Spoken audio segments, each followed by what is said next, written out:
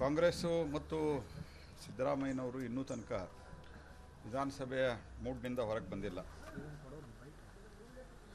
ವಿಧಾನಸಭೆ ಎಲೆಕ್ಷನ್ ಅಂತ ತಿಳ್ಕೊಂಡಾರ ಅವರು, ಲೋಕಸಭಾ ಎಲೆಕ್ಷನ್ ಅಂತ.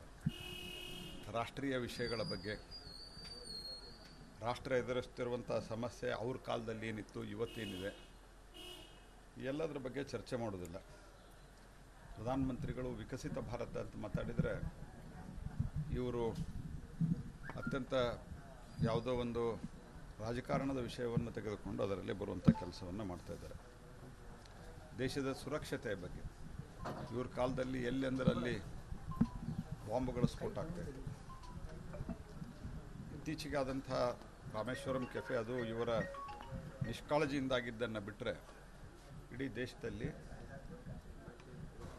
ಉರಿ ಮತ್ತು ಪುಲ್ವಾಮಾ ನಂತರ ನಾವೇನು ರಿಪ್ಲೈ ಕೊಟ್ಟು ಪಾಕಿಸ್ತಾನಕ್ಕೆ ಸೂಕ್ತವಾದಂಥ ಉತ್ತರವನ್ನು ಕೊಟ್ಟು ಇಡೀ ದೇಶದಲ್ಲಿ ಎಲ್ಲಿಯೂ ಆಗಿಲ್ಲ. ಆ ಚರ್ಚೆಯನ್ನು ಮಾಡ್ತಾ ಇಲ್ಲ. ಅದೇ ರೀತಿ ನಾನು ಕಾಂಗ್ರೆಸ್ಗೆ, ಸಿದ್ದರಾಮಯ್ಯನವ್ರಿಗೆ, ರಾಹುಲ್ ಗಾಂಧಿಗೆ ಒಂದು ಪ್ರಶ್ನೆ ಕೇಳಲಿಕ್ಕೆ ಬಯಸ್ತೀನಿ. 75 ವರ್ಷದ ಇತಿಹಾಸದಲ್ಲಿ ಸುಮಾರು 55 ವರ್ಷ, ಕನಿಷ್ಠ 50 ವರ್ಷ ಪೂರ್ತಿ ಪ್ರಮಾಣದ ಬಹುಮತದೊಂದಿಗೆ, 8 ವರ್ಷ ಅಲ್ಪ ಪ್ರಮಾಣದ ಅಂದರೆ ಬಹುಮತ ಇಲ್ಲದ ಸರ್ಕಾರವನ್ನು 5-6 ವರ್ಷ ನಡೆಸಿದರು. ಲೈಕ್ ನರಸಿಂಹರಾವ್ ಇತ್ಯಾದಿಲ್ಲ. 55-56 ವರ್ಷ ಆಡಳಿತ ನಡೆಸಿದವರು ಇವತ್ತು ಅರ್ಧಕ್ಕಿಂತ ಕಮ್ಮಿ ಸೀಟ್ನಲ್ಲಿ ಸ್ಪರ್ಧೆ ಮಾಡ್ತಾಯಿದ್ದಾರೆ. ನಿಮ್ಮ ಸ್ಥಿತಿ ಯಾಕೆ ಹಿಂಗೆ ಬಂತು ಅಂತ ನೀವು ದೇಶಕ್ಕೆ ಎಕ್ಸ್ಪ್ಲೇನ್ ಮಾಡಿ. ನೀವು ಉತ್ತರ ಪ್ರದೇಶದಲ್ಲಿ 84ರಲ್ಲಿ 17 ಸ್ಥಾನ ಸ್ಪರ್ಧೆ ಮಾಡ್ತಾಯಿದ್ದೀರಿ. ಮಹಾರಾಷ್ಟ್ರದಲ್ಲಿ ನಿಮ್ಮ ಸ್ಥಿತಿ ಏನಿದೆ? ಬಿಹಾರದಲ್ಲಿ ನೀವು 5th ಪಾರ್ಟಿ ಆಗಿರಿ. ಇದಕ್ಕಿಂತ ಸಣ್ಣ ಸಣ್ಣ ಪಾರ್ಟಿ JJS ಇವೆಲ್ಲ ಇದಕ್ಕಿಂತ ಮೇಲೆ ಜಾಸ್ತಿ ಓಟ್ ತೊಗೊಂಡಿದ್ದಾವೆ ಬಿಹಾರದಲ್ಲಿ, ಮತ್ತು ಸೀಟ್ಗಳ ಸಂಖ್ಯೆನೂ ಜಾಸ್ತಿ ಆಗಿದೆ. ಇದನ್ನು ಚರ್ಚೆ ಮಾಡಿ. ಆಮೇಲಿಂದ 2004ರಿಂದ 2014ರವರೆಗೆ ಏನು ಅನುದಾನ ಮತ್ತು ಗ್ರ್ಯಾಂಟಿನ್ ಏಡ್ ಬಂದಿತ್ತು, ಈಗೇನು ಗ್ರ್ಯಾಂಟಿನ್ ಏಡ್ ಬಂದಿದೆ ಅದನ್ನು ಚರ್ಚೆ ಮಾಡಿ. ಅದು ಬಿಟ್ಟು ಸುಳ್ಳು ಹೇಳಿ, ಪ್ರತಿ ಸರ್ತೆ ಸುಳ್ಳು ಹೇಳಿ ರಾಷ್ಟ್ರೀಯ ಚುನಾವಣೆಯಲ್ಲಿ ರಾಷ್ಟ್ರೀಯ ವಿಷಯಗಳನ್ನು ಮರೆಮಾಚಿ ಪ್ರಾಂತೀಯ ವಿಷಯಗಳನ್ನು, ಭಾಷೆಯ ವಿಷಯವನ್ನು, ನಾನು ಭಾಷೆಯ ವಿಷಯ ತರಬಾರ್ದು ಅಂತ ಹೇಳೋದಿಲ್ಲ, ಆದರೆ ಅದರಿಂದ ಎಮೋಷನಲ್ ಇದು ಮಾಡುವಂಥ, ಉದಾಹರಣೆಗೆ ಸನಾತನ ಧರ್ಮದ ವಿರುದ್ಧ ಮಾತನಾಡೋದು, ಇದು ಈ ಅರ್ಥದಲ್ಲಿ ಭಾಷೆಯ ವಿಷಯ ಹೇಳಿದ್ದು. ಸನಾತನ ಧರ್ಮದ ವಿರುದ್ಧ ಮಾತಾಡೋದು, ಹಿಂದುತ್ವದ ವಿರುದ್ಧ ಮಾತಾಡೋದು, ರಾಮ ಮಂದಿರ ವಿರುದ್ಧ ಮಾತಾಡೋದು, ರಾಮ ಮಂದಿರ ಬೈಕಾಟ್ ಮಾಡೋದು, ಇದ್ಯಾಕೆ ನಿಮಗೆ ದುಸ್ಥಿತಿ ಬಂದಿದೆ? ಇದೆಲ್ಲ ಮಾಡೇನೆ ನಿಮ್ಮ ಪರಿಸ್ಥಿತಿ ಹೀಗಾಗಿದೆ. ಆದ್ದರಿಂದ ಜನ ರಾಷ್ಟ್ರೀಯ ವಿಷಯದ ಬಗ್ಗೆ ಚಿಂತನೆಯನ್ನು ಮಾಡ್ತಾ ಇದ್ದಾರೆ ಅನ್ನೋದು ಸಿದ್ದರಾಮಯ್ಯನವರು ಅರ್ಥ.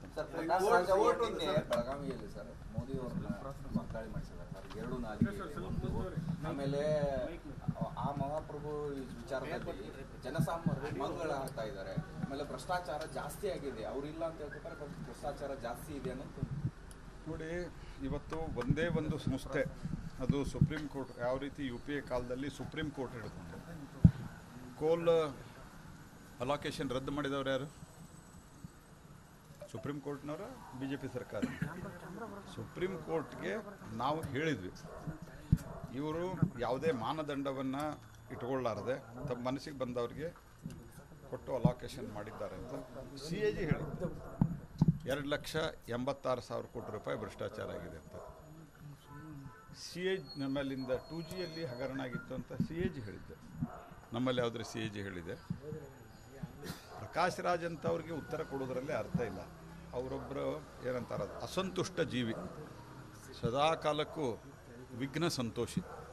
ಅವ್ರಿಗೇನು ಉತ್ತರ ಕೊಡೋದು? ಅವರಿಗೆ ನನಗೆ ಅರ್ಥ ಆಗದಿರುವಂಥ ಸಂಗತಿ ಅಂತಂದ್ರೆ ಅವ್ರ ಹೇಳಿಕೆಗೆ ಯಾಕೆ ನಾವು ರಿಯಾಕ್ಷನ್ ಕೊಡಬೇಕು?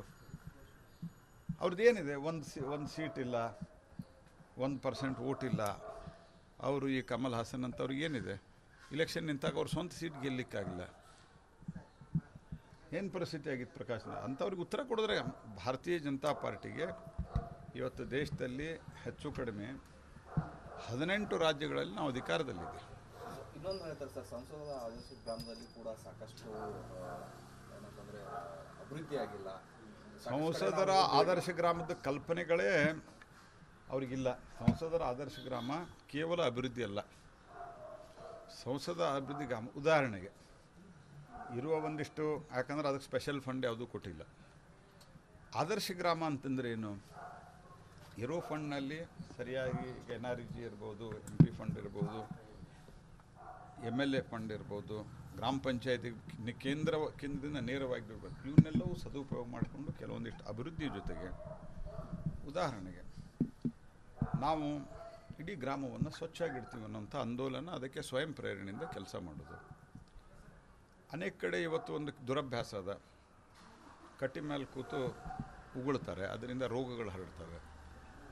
ಇಡೀ ಊರಿನ ಜನ ನಾವು ಮಾಡೋದು ಆ ರೀತಿ ಮಾಡೋದಿಲ್ಲ ಅನ್ನುವಂಥ ಸಂಕಲ್ಪವನ್ನು ತಗೊಳ್ಳೋದು, ಲೈಸೆನ್ಸ್ ಇಲ್ಲದೆ ವೆಹಿಕಲ್ ಓಡಿಸೋದಿಲ್ಲ ಅನ್ನುವಂಥದ್ದು ಮಾಡೋದು, ಟ್ರ್ಯಾಕ್ಟರ್ಗಳಿರ್ತವೆ, 2 ವೀಲರ್ ಇರ್ತವೆ. ಈ ರೀತಿಯಾದಂಥ ಒಂದು ಒಳ್ಳೆಯ ಸ್ವಭಾವವನ್ನು ಬೆಳೆಸೋದು ಇದೆ. ಅದನ್ನು ಓದೇ ಇಲ್ಲ. ಆದರ್ಶ ಗ್ರಾಮ ಅಂತಂದರೆ ಬಿಲ್ಡಿಂಗ್ ಕಟ್ಟೋದು ಅಂತ ತಿಳ್ಕೊಂಡಾರೆ ಇವರು. ಎಷ್ಟು ಅವಶ್ಯ ಇದೆ ಅಷ್ಟು ಬಿಲ್ಡಿಂಗು, ರೋಡು ಇತ್ಯಾದಿ ಮಾಡೋದ್ರ ಜೊತೆಗೆ ಜನರ ಒಂದು ಸ್ವಭಾವದಲ್ಲಿಯೂ ಆ ಊರಿನ ಜನರೇ ಸ್ವಯಂ ಪ್ರೇರಿತವಾಗಿ ಬದಲಾವಣೆಯಾಗಿ ತಮ್ಮ ಊರನ್ನು ಆದರ್ಶವಾಗಿಟ್ಟರು. ಉದಾಹರಣೆಗೆ ಎಲ್ಲೋ ಇನ್ನೂ ವರದಕ್ಷಿಣೆ ಕಿರುಕುಳದ, ಜಾತಿಯ ಒಂದು ಭೇದ ಭಾವದ, ಅದನ್ನು ನಾವು ಊರಲ್ಲಿ ತೆಗೆದು ಹಾಕ್ತೀವಿ. ಇದು ಇದೆ ಆದರ್ಶ ಗ್ರಾಮದಲ್ಲಿ. ಅದರಲ್ಲಿ ಏನಿದೆ ಅನ್ನೋದು ಇವರು ನೋಡಿಲ್ಲ. ಇವರು ಆದರ್ಶ ಗ್ರಾಮ ಅಂತಂದ್ರೆ ಒಂದು 10 ಬಿಲ್ಡಿಂಗ್ ಕಟ್ಟಬೇಕು, ಒಂದು 4 ರಸ್ತೆ ಮಾಡಬೇಕು, ಇದು ಅಂದ್ಕೊಂಡಿದ್ದಾರೆ. ಈಗ ನಮ್ಮ ಕ್ಷೇತ್ರದಲ್ಲಿ ನಾವು ಮಾಡಿದ್ದೇವೆ CSR ಇತ್ಯಾದಿ, ಅದರ ಜೊತೆಗೆ ಇದನ್ನು ಮಾಡುವ ಪ್ರಯತ್ನ ಮಾಡಿದ್ವಿ ನಾವು.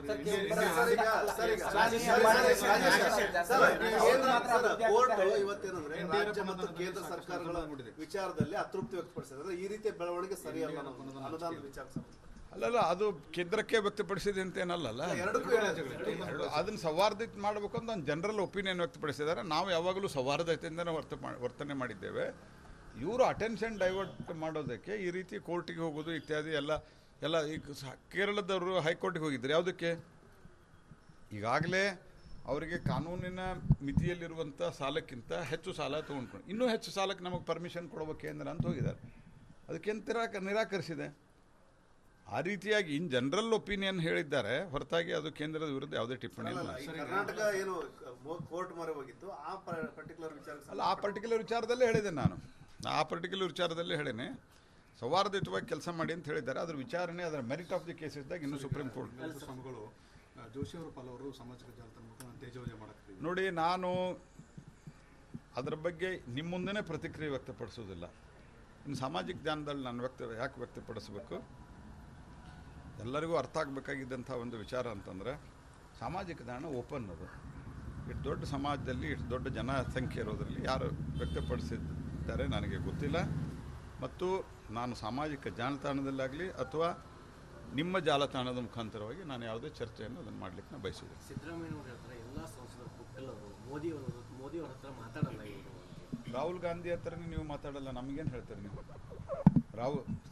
ನಾನು ಹಿಂದೆನೂ ಹೇಳಿದ್ದೇನೆ, ಖರ್ಗೆ ಅವರು ಪ್ರಧಾನಮಂತ್ರಿ ಆಗ್ಬೇಕಂತ ಹೇಳಿದರೆ ನೀವು ರಾಹುಲ್ ಗಾಂಧಿಗೆ ಹೆದರಿ ಎಲ್ಲಿ ನನ್ನನ್ನು ಮುಖ್ಯಮಂತ್ರಿ ಪದವಿಯಿಂದ ತೆಗೆದು ಬಿಡ್ತಾರೋ ಈ ಪುಣ್ಯಾತ್ಮ ಅಂಥೇಳಿ ನೀವು ಖರ್ಗೆ ಬೇಡ ಇವರಾಗಬೇಕು ಅಂತ ಹೇಳಿದ್ರಿ ನೀವು. ಯಾರು? ನಮ್ಮ ರಾಹುಲ್ ಗಾಂಧಿ ಅಂತ ಅಪ್ರಬುದ್ಧ ನಾಯಕ. ಅಷ್ಟು ಹೆದರಿ ಡೊಗ್ಗವ್ರು ನೀವು ನಮಗೇನು ಹೇಳ್ತೀರಿ? ಅಲ್ಲ, ರಾಜ್ಯದ ವಿಚಾರದಲ್ಲಿ ರಾಜ್ಯಕ್ಕೆ ನ್ಯಾಯ ಒದಗಿಸ್ಕೊಡುವಂಥ ಪ್ರಯತ್ನ ಮಾಡ್ತಾ ಇಲ್ಲ MP ಅಂತ ನೋಡಿ. ನಾವೇನು ಮಾಡಿದ್ದೇವೆ ಅಂತ ಅನ್ನೋದು ಒಂದು ಸರ್ತಿ ಬೇರೆ ಪ್ರತ್ಯೇಕವಾಗಿ ಮಾತಾಡೋಣ ಅಂತ ನಾನು ಈ ಪ್ರಶ್ನೆ ಕೇಳಿದ್ದೆ. ನೀವು ಅವರಿಗೆ ಈ ಪ್ರಶ್ನೆ ಕೇಳಿದ್ದಿರಲು ನನಗೆ ಗೊತ್ತಿಲ್ಲ. ನಾನು ಮಾಧ್ಯಮದವ್ರ ಬಗ್ಗೆ ನಾನು ಹೇಳಲ್ಲ, ಬಟ್ ನಾನು ಕೇಳಿದಿರಲು ನನಗೆ ಗೊತ್ತಿಲ್ಲ. ನಾ ಪ್ರಶ್ನೆ ಕೇಳೋದು, UPA ಕಾಲದೊಳಗೆ ಅದು ಬರ ಪರಿಹಾರದಾಗಿರ್ಬೋದು ಅಥವಾ ಅತಿವೃಷ್ಟಿ ಪರಿಹಾರದಾಗಿರ್ಬೋದು, ಡೆವಲ್ಯೂಷನ್ ಆಫ್ ಟ್ಯಾಕ್ಸಸ್ದಲ್ಲಿರ್ಬೋದು, ಗ್ರ್ಯಾಂಟಿನ್ ಏಡ್ದಲ್ಲಿ ನಾವು ಇದನ್ನು 10 ಸರ್ತಿ ಫಿಗರ್ ಕೊಟ್ಟಿವಿ. ಅದ್ಯಾಕೆ ಉತ್ತರ ಕೊಡ್ತಾ ಇಲ್ಲ ಅವರು?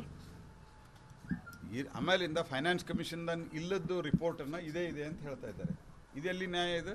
ಇಲ್ಲ ಅದು ರಿಪೋರ್ಟಲ್ಲಿ. ನಾನು ಕ್ಯಾಬಿನೆಟ್ದಲ್ಲೇ ಬರ್ತದೆ ಅದು ರಿಪೋರ್ಟ್ ಬಂದ ನಂತರ. ಅದು ಇಲ್ಲ ಅದ್ರಾಗ. ನಾನು ಚಾಲೆಂಜ್ ಮಾಡಿ ಹೇಳ್ತಾ ಇದ್ದೇನೆ. ಸುಳ್ಳು ಹೇಳ್ತಾ ಇದ್ದಾರೆ ಸಿದ್ದರಾಮಯ್ಯನವರು. ಯಾಕೆ ಬಹಿರಂಗ ಚರ್ಚೆ ಮೊನ್ನೆ ವೇದಿಕೆನ ರೆಡಿ ಮಾಡಿದ್ರು, ಅಲ್ಲಿ ಹೋಗ್ಬೋದಾಗಿತ್ತು ಸರ್ ನಿಮ್ಮ ನಾಯಕರು? ನೋಡ್ರಿ, ಬಹಿರಂಗ ಚರ್ಚೆ ಇದೆ, ನಿಮ್ಮ ಜೊತೆಗೆ ಮಾತಾಡೋದು ಬಹಿರಂಗ ಚರ್ಚೆ. ಅದಕ್ಕೆ ಉತ್ತರ ಕೊಡು ಅಂತ ಹೇಳ್ರಿ ಅವ್ರಿಗೆ. ಮತ್ತು ಈಗಾಗಲೇ ನಿರ್ಮಲಾ